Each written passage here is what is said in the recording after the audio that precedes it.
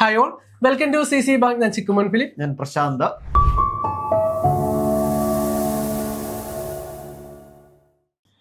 നമുക്ക് CSEBയുടെ പുതിയ നോട്ടിഫിക്കേഷൻ വന്നിട്ടുണ്ട്. അതുപോലെ നമ്മുടെ എക്സാം ഡേറ്റ് വന്നിരിക്കുകയാണ്. ജൂലൈ 11 മുതൽ നമുക്ക് എക്സാം സ്റ്റാർട്ട് ചെയ്യാണ്. അപ്പൊ നമ്മുടെ മുൻപിൽ ഒരു 100-ലധികം വേക്കൻസികളുമായിട്ട് CSEBയുടെ പുതിയ നോട്ടിഫിക്കേഷൻ ഉണ്ട്. അപ്പൊ നമ്മൾ ഇന്നത്തെ ഒരു വീഡിയോയിൽ ഡിസ്കസ് ചെയ്യാൻ പോകുന്നത് 2025-2024 കഴിഞ്ഞ കുറച്ച് എക്സാമിന്റെ ക്വസ്റ്റ്യൻ പേപ്പറുകളെ മുൻനിർത്തി, അതായത് ക്വസ്റ്റ്യൻ പേപ്പർ കറക്റ്റ് നമ്മൾ ഐഡന്റിഫൈ ചെയ്തിട്ട് അടുത്ത എക്സാമിന് വരാൻ സാധ്യതയുള്ള ക്വസ്റ്റ്യൻ, ഒരു ട്രെൻഡ് അനാലിസിസ് ആണ് ഉദ്ദേശിക്കുന്നത്. അപ്പം ഇനി വരാൻ പോകുന്ന എക്സാമിന് ഏതൊക്കെ സബ്ജക്റ്റുകൾ, ഏതൊക്കെ രീതിയിൽ ചോദ്യങ്ങൾ വരാൻ, ഏത് ഏരിയയിൽ നിന്നായിരിക്കും ചോദ്യങ്ങൾ വരാൻ സാധ്യതയുള്ളത് എന്നതാണ് നമ്മൾ നോക്കാൻ പോകുന്നത്. അപ്പൊ സാറ് ആദ്യം അക്കൗണ്ടൻസിയിലേക്കാണ് വരുന്നത്. നമുക്ക് എപ്പോഴും ബേസ് ഉൾപ്പെടെ, ബേസ് മുതൽ അഡ്വാൻസ്ഡ് ആയിട്ടുള്ള കാര്യങ്ങൾ വരെ നമുക്ക് അക്കൗണ്ടൻസിയിൽ നിന്ന് വരാറുണ്ടെങ്കിൽ തന്നെ കഴിഞ്ഞ കുറച്ച് എക്സാമുകളിൽ റാങ്ക് മേക്കിംഗ് ആയിട്ട് കുറെ പ്രോബ്ലംസ്, അതായത് നമ്മൾ PG നിലവാരത്തിലുള്ള പ്രോബ്ലംസ് വരെ നമുക്ക് വന്നിട്ടുണ്ടായിരുന്നു. അപ്പം സാർ എങ്ങനെയാണ് ഈ ഒരു ക്വസ്റ്റ്യൻ പേപ്പർ നോക്കിക്കഴിഞ്ഞപ്പോൾ സാറിന് വരുന്ന എക്സാമുകളിൽ ക്വസ്റ്റ്യൻസ് എങ്ങനെ വരാൻ സാധ്യതയുണ്ട്? അതായത് ഈ ഒരു എക്സാം, അതായത് കഴിഞ്ഞ കുറച്ച് എക്സാമിനെ സംബന്ധിച്ചിടത്തോളം നമ്മൾ പറയുകയാണെങ്കിൽ, അതായത് സാധാരണ ഒരു CSEB പരീക്ഷയ്ക്ക് വേണ്ടി നമ്മൾ റാങ്ക് മേക്കിംഗ് എന്ന ഒരു രീതിയിലേക്ക് എത്തുന്നത് നമ്മുടെ ജനറൽ പേപ്പർ, അതായത് ജനറൽ നോളജ്, പിന്നെ മാത്സ്, ഇംഗ്ലീഷ് തുടങ്ങിയ കാര്യങ്ങളായിരുന്നു നമ്മളൊരു റാങ്ക് മേക്കിംഗ് എന്ന് റാങ്ക് മേക്കിംഗ് എന്ന് പറയാം. അപ്പോൾ അത് ഇപ്പോഴും ആ ട്രെൻഡ് തുടരുകയാണ്. പക്ഷെ എന്താ വെച്ചാൽ ഇപ്പോൾ നമുക്ക് ക്വസ്റ്റ്യനിലേക്കും, അതായത് പുതിയ, അതായത് കുറച്ച് കഴിഞ്ഞ പ്രീവിയസ് ആയുള്ള കുറച്ച് ചോദ്യങ്ങൾ എടുത്തു നോക്കുമ്പോൾ നമ്മൾ അക്കൗണ്ടൻസിയുടെ ഭാഗത്തു നിന്ന്, അതായത് അക്കൗണ്ടൻസി ആണോ അതിന് റാങ്ക് മേക്കിംഗ് ആവുക എന്ന രീതിയിലൊരു സംശയം തോന്നുന്ന രീതിയിലുള്ള ചോദ്യങ്ങൾ അവിടെ കണ്ടിട്ടുണ്ട്. അതായത് നമ്മളിപ്പോൾ സാധാരണഗതിയിൽ CSEB എക്സാമിനൊക്കെ പ്രോബ്ലം ഒക്കെ വളരെ കുറച്ചാണ് നമ്മൾ കാണാറുള്ളത്. പക്ഷെ ഇവിടെ പ്രോബ്ലത്തിന്റെ അളവും അതേപോലെ പ്രോബ്ലത്തിന്റെ തൂക്കം വെച്ചാൽ അതിന്റെ മൂല്യം, കാരണം ആ പ്രോബ്ലം ചെയ്യേണ്ട വേ, ഇങ്ങനെയുള്ള പല കാര്യങ്ങളും അവിടെ മാറ്റം, അതായത് ഡെപ്ത് ആയുള്ള ചോദ്യങ്ങൾ വരെ അവിടെ ഉണ്ട്. ആദ്യത്തെ കുറച്ച് ക്വസ്റ്റ്യൻ പേപ്പർ നമുക്ക് EOQ മാത്രമാണ്. പിന്നീട് വന്നപ്പോഴത്തേക്കും നമുക്ക് ഒരുപാട് അഡ്വാൻസ്ഡ് ആയിട്ടുള്ള ചോദ്യങ്ങൾ വന്നിട്ടുണ്ട്. ഈ ഒരു അഡ്വാൻസ് ലെവലിൽ നിൽക്കുന്ന സമയത്തും അവിടെ എന്തുണ്ട്, ബേസ് അവർ വിട്ടില്ല. കഴിഞ്ഞ തന്നെ ജേണൽ എൻട്രി എഴുതാൻ ചോദിച്ചിട്ടുണ്ട് ഒരു എക്സാമിന്. കഴിഞ്ഞൊരു ക്വസ്റ്റ്യൻ ചോദിച്ചാൽ അറിയാം, ഒരു എക്സാമിന് ജേണൽ എൻട്രി എഴുതാൻ ചോദിച്ചിട്ടുണ്ട്. അതുപോലെ അക്കൗണ്ടൻസിന്റെ ഗോൾഡൻ റൂള്, അതായത് നമ്മൾ അക്കൗണ്ടൻസി ഒരാൾ പഠിക്കുന്നുണ്ടെങ്കിൽ ഏറ്റവും ബേസ്, അതായത് അക്കൗണ്ടൻസി പഠിക്കുന്ന ഒരാളും മറക്കാതെ, ഞാൻ കുട്ടികളോട് പറയാറുണ്ട്, ഉറക്കത്തിൽ പോലും ചോദിച്ചാൽ പറയാൻ പറ്റുന്ന ഒരു സാധനമാണ്, എന്തായാലും പറയാൻ പറ്റണം നിങ്ങൾക്ക് എന്ത്, ഈ ഒരു ഗോൾഡൻ റൂള്. അങ്ങനെ നമ്മൾ തറവാക്കി വെക്കുന്ന കാര്യങ്ങളാണ്. അതും അവിടെ വന്നിട്ടുണ്ട്, ചോദിച്ചിട്ടുണ്ട്. അപ്പം ഒരു ഓവറോൾ അക്കൗണ്ടൻസിയുടെ ഒരു കൺക്ലൂഷന്റെ ഭാഗമായിട്ട് എന്നൊക്കെ പറയാം, ഇനി വരാൻ പോകുന്ന എക്സാമിൽ ഏതൊക്കെയായിരിക്കും ചോദ്യങ്ങൾ വരാമെന്നും, അല്ലെങ്കിൽ ഏത് ഏരിയയിൽ നിന്ന് ചോദ്യങ്ങൾ വരാൻ സാധ്യതയുണ്ടെന്ന് ഞാൻ കുറച്ച് ഭാഗം ഞാനും പറയാം, കുറച്ച് ഭാഗം സാറും പറയാം. ഓക്കെ. അപ്പൊ ഒന്നാമത്തെ ഭാഗം എന്ന് പറയുന്നത് അക്കൗണ്ടൻസിയുടെ കൺസെപ്റ്റുകളും കൺവെൻഷൻസിൽ നിന്നും ഒരു മാർക്കിന് ചോദ്യം നമ്മൾ എക്സ്പെക്ട് ചെയ്യുന്നുണ്ട്. കാരണം കഴിഞ്ഞ കുറേ എക്സാമ്പിൾ എന്ത് തോന്നിട്ടുണ്ടായിരുന്നു, അതൊക്കെ ബിസിനസ് എൻറ്റിറ്റി കോൺസെപ്റ്റ് അല്ലെങ്കിൽ dual aspect concept, accounting equation related ആയിട്ടുള്ള ഒരു പ്രോബ്ലം ഇങ്ങനെ നമുക്ക് വന്നിട്ടുണ്ട്. അപ്പം അവിടെ നിന്ന് നമുക്ക് ഒരു മാർക്ക് നമ്മൾ, അല്ലെങ്കിൽ ഒരു ചോദ്യം നമ്മൾ അവിടെ നിന്ന് എക്സ്പെക്ട് ചെയ്യുന്നുണ്ട്. പിന്നെ കൺസൈൻമെന്റിൽ നിന്നും കുറച്ച് ഇടക്കാലത്ത് ചോദ്യങ്ങൾ വന്നിട്ടില്ല എങ്കിലും വരുന്ന എക്സാമിൽ നമ്മൾ കൺസൈൻമെന്റിൽ നിന്നും ചോദ്യങ്ങൾ വരാം.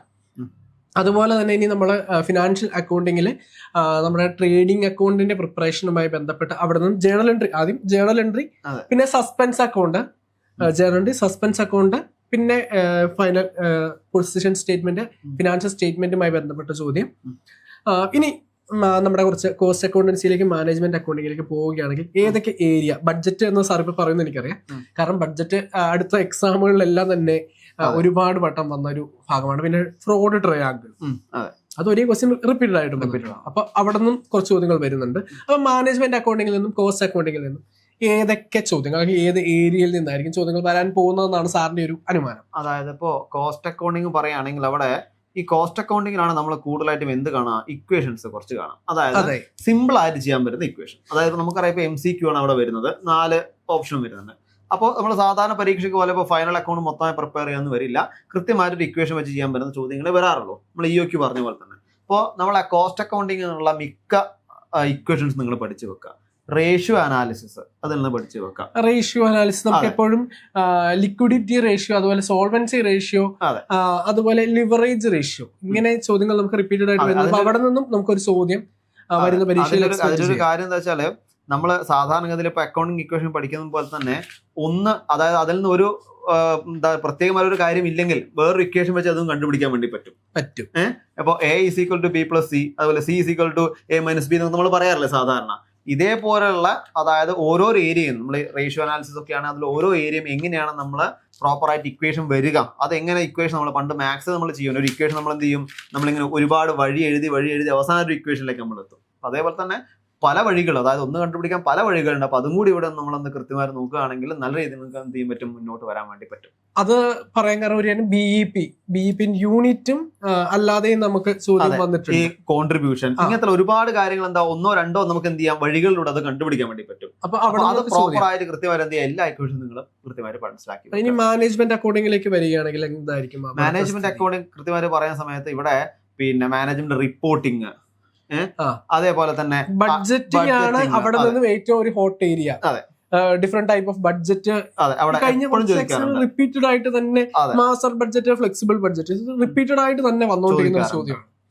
അപ്പൊ ഇത്തരത്തിൽ എനിക്ക് തോന്നുന്നു ഇപ്പൊ റാങ്ക് നിർണയം എന്ന രീതിയിൽ നമ്മളെ അക്കൗണ്ടൻസി വലിയൊരു ഭാഗം അവിടെ ഉണ്ട് എന്നാണ് നമുക്ക് എന്ത് ചെയ്യാൻ പറ്റുന്നത്, നമുക്ക് അറിയാൻ വേണ്ടി പറ്റുക. അപ്പം ഈ വരുന്ന എക്സാമുകളിൽ ഇപ്പം കുറച്ചധികം എക്സാമുകൾ വരുന്നുണ്ട്. അതിൻ്റെ അകത്ത് എല്ലാ എക്സാമിലും ഇതേ പാറ്റേണിൽ വരുമെന്നല്ല, ഇതിൻ്റെ അകത്ത് ഒരു എക്സാമിലെങ്കിലും ഈ ഒരു പാറ്റേൺ തന്നെ ഫോളോ ചെയ്യും. അല്ലെങ്കിൽ വരുന്ന എല്ലാ എക്സാമുകളിലും ഈ പറഞ്ഞ ഏരിയകളിൽ നിന്നുള്ള ചോദ്യങ്ങൾ നിർബന്ധമായും ഉണ്ടാവും. ഇനി നമ്മൾ കോർപ്പറേഷനിലോട്ടാണ് ഞാൻ പോകുന്നത്. കോർപ്പറേഷൻ സിലബസിന് പുറത്തുനിന്നുള്ള ചോദ്യങ്ങൾ വരുന്ന ഒരു ഏരിയ ആണ്. അതായത് കഴിഞ്ഞ എക്സാമുകൾ നോക്കുകയാണെങ്കിൽ നമുക്ക് കമ്മിറ്റികളാകെ ഒരു 3-4 പഠിക്കാനുള്ള സ്ഥാനത്ത് ആ കമ്മിറ്റികളല്ലാതെ മറ്റു ചില കമ്മിറ്റികളുടെ റെക്കമെൻഡേഷൻസും കാര്യങ്ങളും നമുക്ക് ചോദ്യം വന്നിട്ടുണ്ട്. അതുപോലെ ബുക്സ് അതിന്റെ പബ്ലിഷേഴ്സ് അല്ലെങ്കിൽ ഓതേഴ്സ് നമുക്ക് സിലബസിനകത്ത് മെൻഷൻ ചെയ്യുന്നില്ല. പക്ഷേ അത് നമുക്ക് എന്തുണ്ട്, നമ്മുടെ എക്സാമിന് ക്വസ്റ്റ്യൻസ് വരുന്നുണ്ട്. പിന്നെ അതുപോലെ തന്നെ കൊട്ടേഷൻസ്, സഹകരണവുമായി ബന്ധപ്പെട്ടുള്ള കൊട്ടേഷൻസ് സിലബസിനകത്ത് മെൻഷൻ ചെയ്യുന്നില്ല എങ്കിൽ പോലും അതിൽ നിന്ന് നമുക്ക് ചോദ്യം വരുന്നുണ്ട്. പിന്നെ പ്രൊഡക്റ്റ് ആൻഡ് നമ്മുടെ ഇൻസ്റ്റിറ്റ്യൂഷൻ, അത് നമുക്ക് ഇൻസ്റ്റിറ്റ്യൂഷൻ പഠിക്കുന്ന കൂടുതൽ പഠിച്ചു പോകുന്നതുകൊണ്ട് വരാം, ആ ഒരു രീതി നമുക്കത് സിലബസിന്റെ ഉള്ളിൽ നിന്നാണ് എന്ന് അനുമാനിക്കാമെങ്കിലും കോർപ്പറേഷൻ കുറച്ചുകൂടി എന്താണ്, ചില ചോദ്യങ്ങൾ അഡ്വാൻസ്ഡ് വരുന്നുണ്ടെങ്കിൽ പോലും എല്ലാവർക്കും അത്യാവശ്യം നല്ല രീതിയിൽ സ്കോർ ചെയ്യാൻ പറ്റുന്ന ഒരു ഏരിയ ആണ് കോർപ്പറേഷൻ എന്ന് പറയുന്നത്. അവിടെ നമുക്ക് ഒരു കറക്റ്റായിട്ട് നമ്മൾ പറയുന്ന ഫോളോ ചെയ്യുക, കറക്റ്റായിട്ട് പറയുന്ന കാര്യങ്ങൾ ഫോളോ ചെയ്യുകയാണെങ്കിൽ 15-ൽ 15 മാർക്ക് നമുക്ക് കോർപ്പറേഷനിൽ നിന്ന് സ്കോർ ചെയ്യാനായിട്ട് പറ്റും.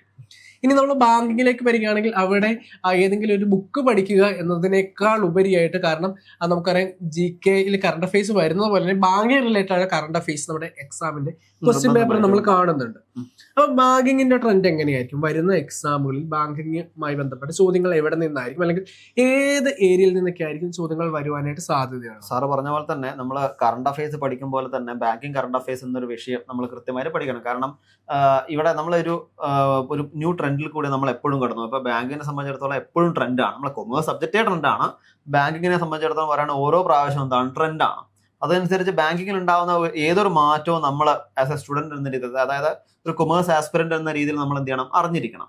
കൂടാതെ അറിഞ്ഞിരിക്കേണ്ട മറ്റൊരു കാര്യം എന്ന് വെച്ചാൽ ഇപ്പോൾ കുറച്ചധികം ഏരിയയിലായിട്ട് കാണുന്നുണ്ട് നമ്മളോട് സാധാരണ BR ആക്ട് അതേപോലെ തന്നെ മറ്റ് ആക്ടുകളൊക്കെ നമ്മൾ പഠിക്കുമ്പോൾ കൃത്യമായിട്ട് അതിൻ്റെ അകത്ത് എന്താണ്, അതായത് ഈ സെക്ഷനുകളെ പറ്റി കൂടുതലായിട്ട് ചോദിക്കാൻ സാധ്യത ഇല്ലായിരുന്നു പണ്ട്. കുറച്ച് ചോദിക്കുകയാണെങ്കിൽ promissory note, bill of exchange, check, holder and dew course, അതുപോലെ തന്നെ എൻഡോഴ്സ്മെന്റ്, പിന്നെ SLR, CRR, repo rate, bank rate, ഇതൊക്കെയാണ് നമുക്ക് കുറച്ചായിട്ട് ഉണ്ടായിരുന്ന ചോദ്യങ്ങൾ. പക്ഷെ കഴിഞ്ഞ എക്സാമിൽ 1-2 ചോദ്യങ്ങൾ നമ്മൾ മാത്രമല്ല കഴിഞ്ഞ NI ആക്ടിന്റെ സെക്ഷൻ ചോദിച്ചിട്ടുണ്ട്, BR ആക്ടിന്റെ ഒരു സ്പെസിഫൈഡ് ആയിട്ടുള്ള സെക്ഷൻ ഏതാണെന്ന് ചോദിച്ചിട്ടുണ്ട്. ഇങ്ങനെ കൃത്യമായിട്ട് സെക്ഷനും കൂടി പഠിക്കേണ്ട, അതായത് ഓരോ സെക്ഷനും. അതേപോലെ തന്നെ എനിക്ക് തോന്നുന്നു നമ്മളിപ്പോ മറ്റ് പല എക്സാമിനും കാണാനുള്ള ഒരു സിറ്റുവേഷൻ തന്നിട്ട് അതിൽ നിന്നും ഏതാണ് എന്ന് ചോദിക്കാറുണ്ട്. അപ്പൊ നമുക്ക് ഇപ്പൊ പ്ലഡ്ജ് ആയാലും ലീൻ ആയാലും ഹൈപ്പോത്തിക്കേഷനും മോഗേജ് ഒക്കെ ആയാലും ഒരു കൃത്യമായിട്ടുള്ള സിറ്റുവേഷൻ തന്നിട്ട് ഇത് ഏതാണ്, നോമിനേഷനുമായി ബന്ധപ്പെട്ട ചോദ്യം നമ്മൾ കുറച്ച് ക്വസ്റ്റ്യൻ കണ്ടിരുന്നു. അതായത് ഒരു സിറ്റുവേഷൻ അവിടെ നമ്മൾ സെറ്റ് പോലുള്ള പരീക്ഷയ്ക്ക് ഏറ്റവും കൂടുതൽ കണ്ടത്, അതായത് നമ്മൾ അതിന് പറഞ്ഞ സിനാരിയോ ബേസ്ഡ് അങ്ങനെ ചോദ്യം നമുക്ക് വന്നിട്ടുണ്ട്. കാരണം ഞാനിപ്പോ ഓർക്കുന്നു A എന്ന ആള് അയാളുടെ മോനെ എന്താ നോമിനി ആയിട്ട് വെച്ചു, അങ്ങനെ കുറെ ഒരു രീതിയിലും ഞാനും ചോദ്യം ഒരു സിനാരിയോ, ഒരു പ്രത്യേക സിറ്റുവേഷൻ ആണ് തരും. ഈ സിറ്റുവേഷനിൽ ഇത് ഏതാണ്, അത് കൂടുതലായിട്ടും എനിക്ക് തോന്നുന്നു നമ്മൾ ഈ സ്വർണ്ണമൊക്കെ പണയം വെച്ച് കഴിഞ്ഞാൽ ഇത്ര കാലത്തേക്ക് വെക്കുന്നു, അല്ലെങ്കിൽ ഇന്നതാണ് വെക്കുന്നത്, അത് ഏതാണ് എന്ന രീതിയിലുള്ള ചോദ്യങ്ങൾ നോമിനേഷനുമായി ബന്ധപ്പെട്ട് ആണ് കൂടുതലും ഈ ഒരു സിനാരിയോ നമുക്ക് ചോദ്യം വന്നിട്ടുള്ളത്. ഇങ്ങനെയുള്ള ചോദ്യങ്ങൾ അവിടെ. അപ്പോൾ ഇത് ശരിക്കും പറഞ്ഞാൽ എന്താ, ഇത് നമ്മൾ ആ ഒരു ചോദ്യത്തിലേക്ക്, അതായത് ഇത് നമ്മളാണ് അത് ചെയ്യുന്നതെങ്കിൽ, അതായത് നമ്മളാണ് ആ ഒരു എന്താണ് ആ ഒരു ചോദ്യത്തിലേക്ക് ഇറങ്ങി ചെല്ലുന്നതെങ്കിൽ അവിടെ പ്രോപ്പറായിട്ട് എന്താണ് അവരുടെ ആൻസർ ആയിട്ട്, അതായത് നമ്മളെ ഏരിയയിൽ കൂടെ എന്ത് ചെയ്യണം, ഒന്ന് ചിന്തിക്കണം. കാരണം വേറൊന്നും കൊണ്ടല്ല, ഈ ബാങ്കിങ് എന്ന് പറയുന്നത് നമ്മുടെ ലൈഫിൽ, ഡെയിലി ലൈഫിൽ കൂടി നമുക്ക് ഉൾപ്പെടുത്താൻ പറ്റും, അല്ലെങ്കിൽ നമ്മൾ അറിഞ്ഞിരിക്കേണ്ട കുറച്ച് കാര്യങ്ങൾ ആയതുകൊണ്ടാണ് അങ്ങനെ ചോദ്യങ്ങൾ നമുക്ക് വരുന്നത്. ഇനി എപ്പോഴും ചോദിക്കുന്നതാണ് നമ്മളെ റിലേഷൻഷിപ്പ്, ബാങ്കർ കസ്റ്റമർ കസ്റ്റമർ, അതുപോലെ ബെനിഫിഷ്യറി, അങ്ങനെയുള്ള പലതരത്തിലുള്ള റിലേഷൻഷിപ്പ് എപ്പോഴും ചോദിക്കുന്നത് എല്ലാ ചോദ്യപേപ്പറിലും കാണാം, എല്ലാ ചോദ്യപേപ്പറിലും ഉണ്ട്. അതെ. ഇനി അടുത്ത ഒരു സബ്ജക്ട് എന്ന് പറഞ്ഞാൽ നമ്മുടെ കോപ്പറേറ്റീവ് ലോ ആണ്. അവിടേക്ക് വരികയാണെങ്കിൽ നമുക്ക് ബേസ് ആയിട്ടുള്ള കാര്യങ്ങൾ നമുക്ക് എക്സാമിന് വരുന്നുണ്ട്. എന്താണ് ബേസ് എന്ന് വെച്ച് കഴിഞ്ഞാൽ ഓരോ സെക്ഷനുകളുടെ ഹെഡ് അല്ലെങ്കിൽ ഓരോ റൂളുകളുടെ ഹെഡ് ബേസ് ആണ് എന്ന് പറയുമ്പോഴും 110 സെക്ഷനുകളും 201 റൂളുകളും ഓർത്തിരിക്കുക എന്നത് വലിയ ടാസ്ക് ആണ്. ഇപ്പം പെട്ടെന്നൊരു ഇതിൽ വന്ന സെക്ഷൻ 71 എന്താണ് എന്ന് ചോദിക്കുമ്പോൾ നമുക്ക് ഒരു കൺഫ്യൂഷൻ ഉണ്ടോ, പെട്ടെന്ന് അത് നമുക്ക് അറിയണമെന്നില്ല. എന്നാൽ നമുക്ക് റിപ്പീറ്റഡ് ആയിട്ട് വന്നുകൊണ്ടെന്ന കുറച്ച് ഭാഗമുണ്ട്. അതായത് സെക്ഷൻ 69A, 68A, 70 അങ്ങനെയുള്ളത് കുറച്ച് നമുക്ക് റിപ്പീറ്റഡ് വന്ന ഭാഗങ്ങൾ നമുക്ക് അറിയാം. എന്നാൽ അത് കൂടാതെ ഇപ്പൊ കഴിഞ്ഞ എക്സാമിൽ റൂള് 93 എന്താണ്, സെക്ഷൻ അങ്ങനെ വരുമ്പോൾ നമ്മൾ എന്ത് ചെയ്യണം എന്ന് വെച്ച് കഴിഞ്ഞാൽ ഏറ്റവും ആദ്യം ബേസ് ആയിട്ട് എല്ലാ സെക്ഷനുകളുടെയും റൂളുകളുടെയും ഹെഡ് പഠിക്കുക. അതും ഹോട്ട് ഏരിയാസ് തിരിച്ചു വേണമെങ്കിൽ നമുക്ക് പഠിക്കാം. ഇല്ലെങ്കിൽ ഡെയിലി എന്ത് ചെയ്യുക, കുറച്ച് സെക്ഷനുകളും റൂളുകളും പഠിച്ച് പോവുകയാണ്. കാരണം ഒരു സുപ്രഭാതം എഴുന്നേറ്റ് ഞാൻ ഇന്നതാ ഈ ഒരു 110 സെക്ഷൻ 201 റൂൾ ഞാൻ ഇന്ന് തീർക്കും എന്ന് പറഞ്ഞിരുന്നു കഴിഞ്ഞാൽ അത് ഓർമ്മയിൽ നിൽക്കണമെന്നില്ല. അപ്പം ഓരോ ദിവസം ചെല്ലുമ്പോൾ ഞാൻ ഇന്നൊരു 5 സെക്ഷനാണ് പഠിക്കുന്നത്, നാളെ ഞാൻ എന്ത് ചെയ്യും, ഒരു 5 സെക്ഷൻ കൂടി പഠിക്കും. അപ്പോൾ എന്ത് ചെയ്യണം, ഈ തലേദിവസം പഠിച്ച 5 സെക്ഷൻ കൂടി ഉൾപ്പെടുത്തി ഒന്ന് റിവൈസ് കൂടി ചെയ്യുക. അങ്ങനെ നമ്മൾ പതിയെ ഗ്രാജുവലി നമുക്ക് എന്ത് ചെയ്യാം, ഈ 110 സെക്ഷനും 201 റൂളുകളും നമുക്ക് മനഃപ്പാടമാക്കാനായിട്ട് പറ്റും. ഇവിടെ നമ്മൾ ഏറ്റവും കൂടുതൽ ശ്രദ്ധിക്കേണ്ട മറ്റൊരു കാര്യം എന്ന് പറഞ്ഞാൽ കഴിഞ്ഞ കുറെ എക്സാമുകൾ നമ്മൾ കണ്ട ഒരു ഏരിയ എന്ന് പറയുന്നത് membership, registration, election, management, dispute, disposal of net profit, winding up, അങ്ങനെ ഉള്ള ഒരു ഏരിയയിൽ നിന്നായിരുന്നു നമുക്ക് ചോദ്യങ്ങൾ വന്നുകൊണ്ടിരുന്നത്. ഇപ്പൊ കഴിഞ്ഞ ഒരു ട്രെൻഡ് നോക്കുമ്പോൾ ഈ ഏരിയകളിൽ നിന്ന് ചോദ്യങ്ങൾ വരുന്നുണ്ട്. ഓഡിറ്റുമായി ബന്ധപ്പെട്ട ദിവസങ്ങളിൽ നമുക്ക് ചോദ്യം വരുന്നുണ്ട്.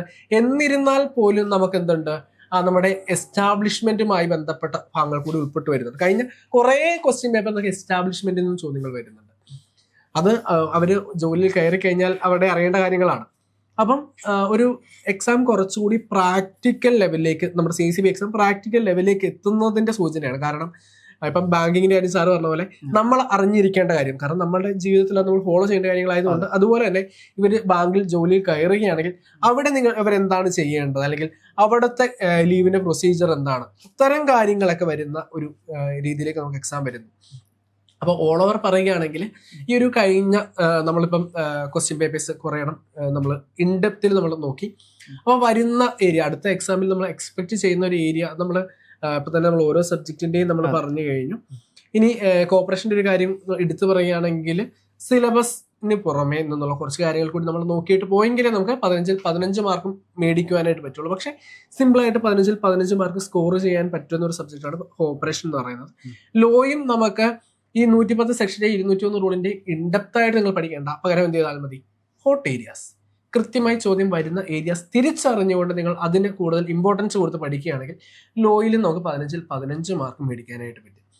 അപ്പം സാറിന് ഇതിന്റെ ഒരു കൺക്ലൂഷൻ ആയിട്ട് സാറിന് എന്താണ് പറയാനുള്ളത് അടുത്ത എക്സാമുമായി ബന്ധപ്പെട്ട്? നമ്മള് അക്കൗണ്ടൻസി ബാങ്കിങ് പറയുകയാണെങ്കിൽ ഞാൻ നേരത്തെ പറഞ്ഞ പോലെ ബാങ്കിങ് കറണ്ട് അഫയേഴ്സ് പ്രോപ്പറായിട്ട്, അതായത് കൃത്യമായിട്ട് ബാങ്കിങ്ങിൽ വരുന്ന മാറ്റങ്ങൾ, അതായത് റേറ്റിൽ വരുന്ന മാറ്റം, ഇപ്പോൾ ചിലപ്പോൾ ബജറ്റ് വന്നാലും പുതിയ സർക്കാർ വരുമ്പോൾ ചിലപ്പോൾ അവിടെ ചെറിയ മാറ്റങ്ങൾ ഉണ്ടായേക്കാം.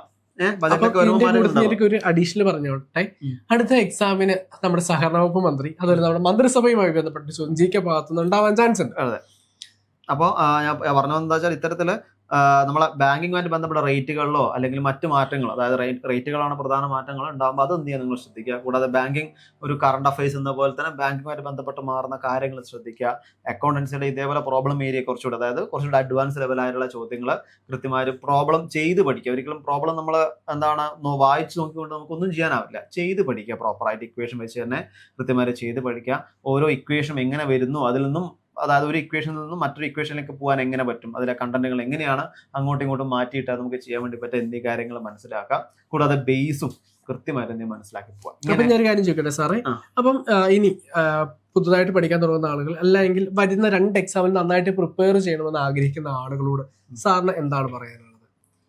ഇവിടെ നമ്മളെ ഈ ഒരു എക്സാമിനോട് പ്രിപ്പയർ ചെയ്യുന്നവർക്ക് എനിക്കൊന്ന് 2 എക്സാമുകൾ അല്ലെ, 2 എക്സാമുകൾ, 2 നോട്ടിഫിക്കേഷൻ എക്സാമുകൾ. ഈ 2 നോട്ടിഫിക്കേഷൻ എക്സാമിനാന്ന് പറയുമ്പോൾ 2 in 1 എന്ന രീതിയിൽ നമുക്ക് എന്ത് ചെയ്യാൻ വേണ്ടി പറ്റും, കൃത്യമായിട്ട് നമ്മളെ CCയില് പുതിയ ബാച്ചുകൾ സ്റ്റാർട്ട് ചെയ്തിട്ടുണ്ട്. നമ്മള് 3 മന്തിന്റെയും 6 മന്തിന്റെയും 6 മന്ത് ബാച്ച് ആണെങ്കിൽ ഈ 2 എക്സാമുകൾ ജൂലൈയിലെ തുടങ്ങുന്ന എക്സാമും അതുപോലെ തന്നെ അടുത്ത വരുന്ന എക്സാമും കൂടി നിങ്ങൾക്ക് അറ്റൻഡ് ചെയ്യാൻ പറ്റുന്ന രീതിയിലായിരിക്കും.